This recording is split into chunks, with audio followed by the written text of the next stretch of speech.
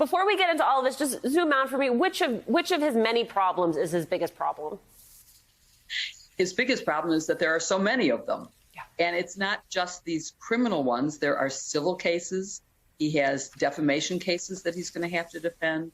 There are numerous things, civil from the New York Attorney General, criminal from the Manhattan DA, the Westchester DA, in Georgia, in D.C., taxes. Don't forget that audit that's been pending since 2015. Someday he may owe millions of dollars, and that should be settled, it seems to me, pretty soon, because audits shouldn't take that long. Okay, so let's talk about the first Manhattan grand jury indicted Trump Organization CFO Alan Weisselberg for tax fraud.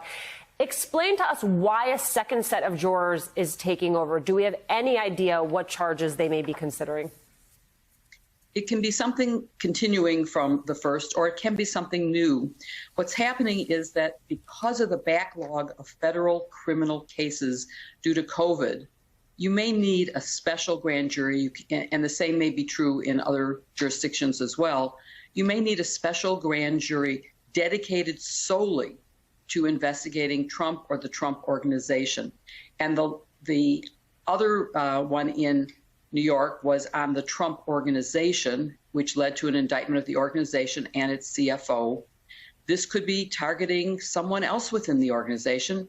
Could be Donald Trump. It could be one of his children. It could be, remember, Calamari. It could be any one of a number of people.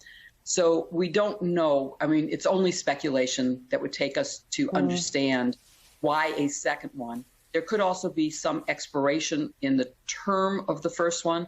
And this one is going to be meeting 3 times a week for 6 months. That is a heavy-duty assignment for any grand juror.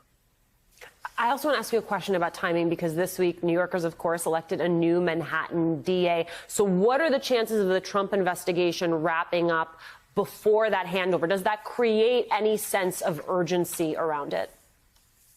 It doesn't. It could wrap up. I mean, it's still months away. It could wrap up before the end of the year.